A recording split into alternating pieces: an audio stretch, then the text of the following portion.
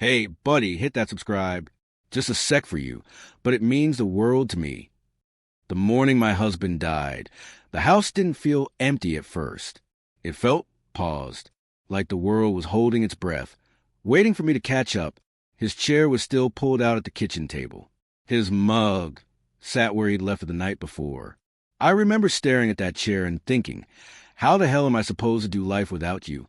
My name is Margaret Chun, and at 63 years old, I became a widow after 42 years of marriage. People love to say things like you're strong or you'll get through this. What they don't tell you is how loud the silence gets when the person who carried half your world is suddenly gone. 18 months passed, and the grief counselor kept saying it would get easier. Maybe she was right, but easier didn't mean better. It just meant quieter, colder. Richard had handled everything. Bills, repairs, paperwork, even grocery runs once my hip started acting up. So when he was gone, reality hit hard. Medical bills wiped us out. The life insurance barely covered the funeral. And the future? Yeah, that part was scary as hell. Our daughter lived across the country. Sweet girl, but busy. Our son had his own mess to deal with. So I did what a desperate woman does when there's no backup plan. I sold a house we'd lived in for 30 years and downsized my whole life into a tiny one-bedroom apartment on the edge of Minneapolis. And then I got a job. At 63, with a bad hip and outdated skills, my options weren't exactly popping off. But the Good Shepherd Senior Center needed a part-time receptionist. $12 an hour, 25 hours a week. Not glamorous. But it gave me a reason to get out of bed and pretend life wasn't completely off the rails. Every morning, I took the bus downtown. I always got off 2 stops early, so I could walk the rest of the way. Doctors said walking was good for my hip. Truth is, I just needed air, space, something that reminded me I was still alive. That's when I noticed him. He sat on the same bench outside the public library every single morning. An older black man. White hair, calm eyes, same faded green jacket. Rain, snow, didn't matter. A small paper cup placed neatly in front of him. What stood out was this. He never begged, never yelled, never chased people down. He just existed. Something about him hit me right in the chest. Maybe it was the way he sat up straight, like life hadn't broken him yet. Maybe it was how he nodded politely at people who pretended he wasn't even there. The first time I stopped, I didn't have some big speech ready. I dropped a $5 bill into his cup and mumbled, "Have a good day." He looked up at me, smiled softly, and said, "God bless you, ma'am. You got a kind heart." I walked away with tears in my eyes and no clue why. After that, it became routine. Every morning I stopped by his bench. Sometimes $5, sometimes loose change. Eventually, we talked. His name was Samuel Washington, 74 years old, former high school history teacher for over 3 decades. His wife had passed years ago. His pension? Gone, wiped out in some shady fraud mess. His apartment? Sold out from under him when the building turned into luxury condos. Now he slept at shelters when there was space or on the street when there wasn't. A man who spent his life teaching kids about justice was now invisible to the world. That didn't sit right with me. Not even a little. You should be somewhere warm, I told him one freezing November morning. You should have a roof over your head. Samuel just smiled and said, "The Lord provides, Mrs. Margaret. He sent you, didn't he?" I laughed it off, but deep down, something about that stuck. We became friends. Real friends. He asked about my kids, my job, my hip, and for the first time since Richard passed, I didn't feel completely alone. Almost a year went by like that. Then one Tuesday morning in late March, everything changed, because when I got off the bus and headed toward the library, Samuel wasn't sitting on his bench. He was standing, and when he saw me, the look in his eyes stopped me cold. The next word Samuel whispered to me would expose a crime, save my life, and prove that the most dangerous secrets are spoken right in front of the people everyone ignores. I knew something was wrong the second I saw Samuel standing instead of sitting. In the year I'd known him, I'd never once seen him rush toward anything.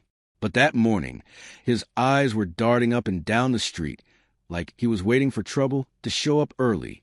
When he spotted me, his face changed, relief mixed with straight-up fear. Before I could say a word, he grabbed my arm, not rough, just firm, like he needed me to listen. "Mrs. Margaret," he said quietly, pulling me closer to the library wall. "You need to hear me, and you need to hear me now." My stomach dropped. "Samuel, what's going on? Are you hurt?" "No, this ain't about me." He leaned in, lowering his voice. "It's about your job." I laughed nervously. "My job? I answer phones and hand out brochures." He shook his head. "Something bad is happening over there, and somebody thinks you know too much." That's when the chill hit. He continued, "You need to watch the new bookkeeper. The young one. Red hair. Pretty smile. Tiffany. She's messing with donation records," he said, moving numbers around, skimming small amounts so nobody notices. My brain froze. How would you even know that? Samuel didn't answer right away. Instead, he squeezed my arm harder. "And Mrs. Margaret," he said, voice cracking just a little, "do not go home tonight. Anywhere else is fine. A hotel, a friend. I don't care. Just don't go back to your apartment." Now, my heart was pounding. "You're scaring me," I whispered. "How do you know my coworkers? How do you know where I live?" "I hear things," he said simply. "People talk around me like I ain't there, like I'm furniture." He looked me dead in the eye. "Promise me you'll stay somewhere else tonight." I don't know why I believe him. Maybe it was the fear in his voice. Maybe it was the way he'd never lied to me before. "I promise," I said. He nodded once. "Good. Go to work. Act normal. Don't ask questions. Don't check records. Just leave when your shift ends." Then, just like that, he shuffled back to his bench and sat down, quiet and invisible again. I stood there for a solid minute, heart racing, wondering if I'd finally lost my mind. The walk to the senior center felt longer than usual. Every shadow looked suspicious. Every stranger felt like they were watching me. Good Shepherd was its usual self, modest, calm, full of seniors playing cards and chatting over coffee. The director, Patricia Holloway, had run the place for over a decade. People loved her, trusted her. And Tiffany? She was smiling like always, laughing, typing away at her desk like nothing in the world was wrong. I sat at reception pretending everything was fine, but my eyes followed Tiffany every time she walked by. She didn't look nervous, didn't look guilty, which somehow made it worse. Around lunchtime, Patricia stopped by my desk. "Margaret," she said casually, "quick question. Have you noticed anything strange with our donations lately?" My chest tightened. "No," I said carefully. "Why?" She frowned. One donor said her receipt didn't match what she remembered giving. Probably just a clerical error. Tiffany's checking it. Samuel's words echoed in my head. Watch the bookkeeper. The rest of the day dragged. Every time Tiffany smiled at me, my skin crawled. Every time Patricia's office door opened, my stomach flipped. At 5 o'clock, I grabbed my purse and headed for the door, desperate to get out. "Margaret," Patricia called, "can you step into my office for a moment?" My heart damn near stopped. Her office door closed behind us. She sat down, folded her hands, and sighed. "I'm afraid we have a serious issue." I swallowed. "What kind of issue?" She leaned forward. "Fraud." The word hung in the air like smoke. "Someone's been stealing from the center," she continued. "Almost $40,000 over the last few months." My head was spinning. "I brought in auditors," she said. "The police will likely get involved. There may be interviews." Then she looked me straight in the eye. "I trust you, Margaret, but I need to know. You haven't noticed anyone acting suspicious, have you?" Every instinct screamed at me to stay quiet. "No," I said. "I haven't." She studied me for a moment, then nodded. "Good. You can go." I walked out on shaky legs. Samuel's warning rang louder with every step. "Don't go home tonight." So I didn't. I checked into a cheap hotel and told myself I was being paranoid. that Samuel was just an old man spinning theories. At 2:07 a.m., my phone rang. Mrs. Chun, a woman said calmly, "This is Sergeant Rivera with Minneapolis PD. There's been a fire at your apartment building." My blood ran cold. "The fire started on your floor," she continued. "Your unit suffered significant damage. If I'd gone home, I wouldn't be answering this call." By morning, I'd learned the fire wasn't an accident, and that the people I trusted most were planning to make sure I never told my side of the story. I didn't sleep the rest of that night. I sat on the edge of the hotel bed, staring at the wall, replaying the call over and over in my head. A fire, my floor, my unit. If I had gone home like I usually did, I wouldn't be sitting there breathing. At sunrise, I didn't even bother with the bus. I called a cab and told the driver to take me straight to the library. Samuel was already there. Same bench, same jacket. But the moment he saw me, he stood up so fast it looked like his knees might give out. "You're alive," he said, voice breaking. "Thank God." I grabbed his hands. "How did you know?" My voice shook. "How did you know about the fire?" He didn't answer right away.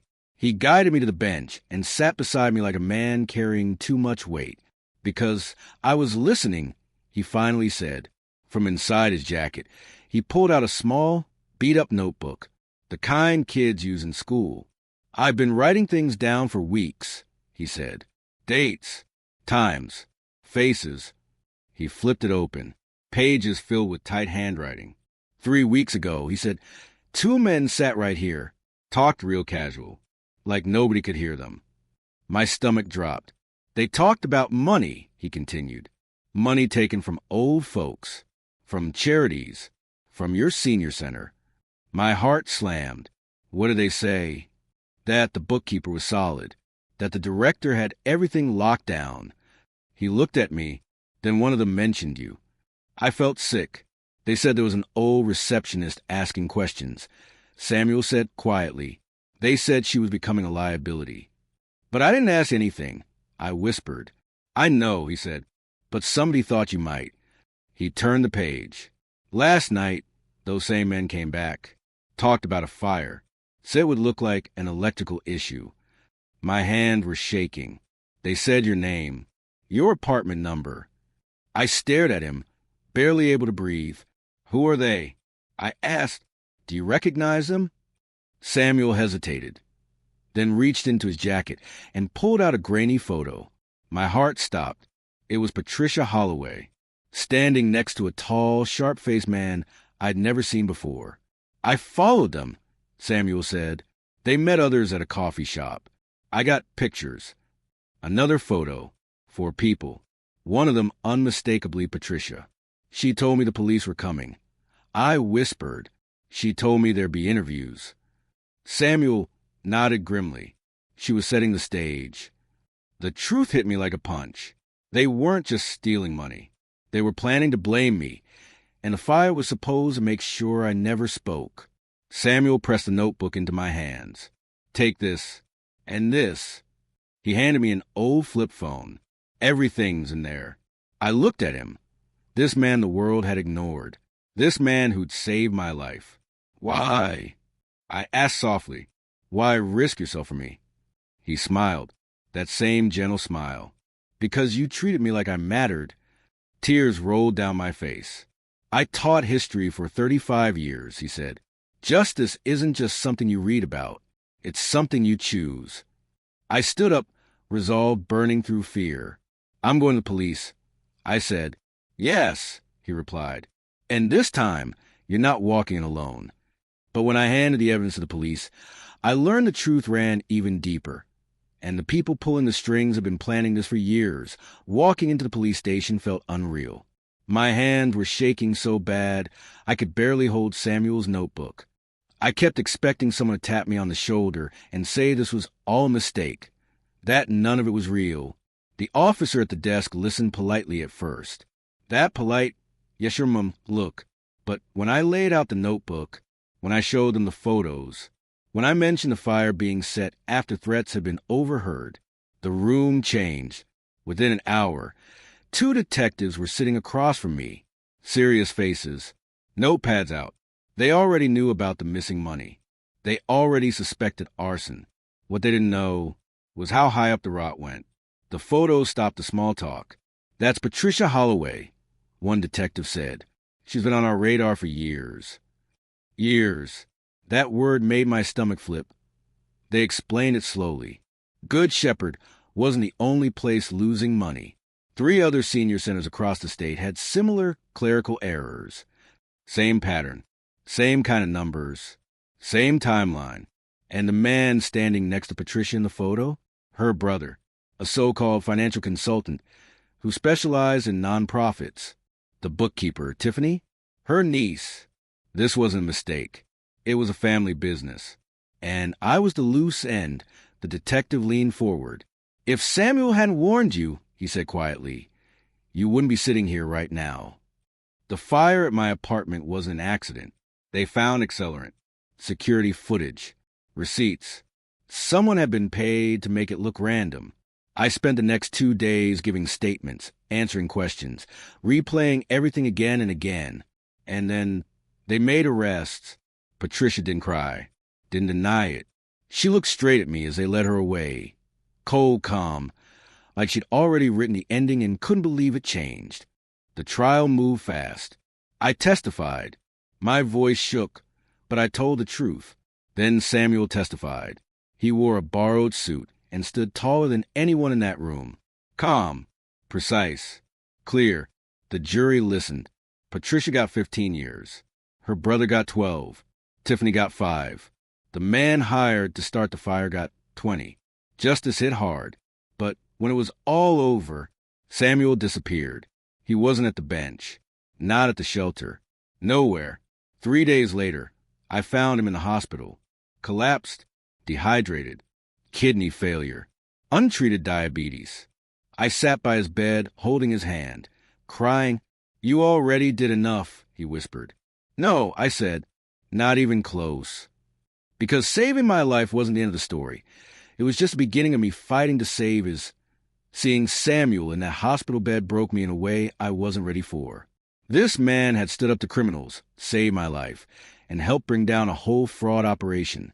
And now he was lying there, fragile, hooked up to machines, barely strong enough to talk. The doctor pulled me aside. "His kidneys are failing," she said gently. "He's severely malnourished, and his diabetes has gone untreated for years."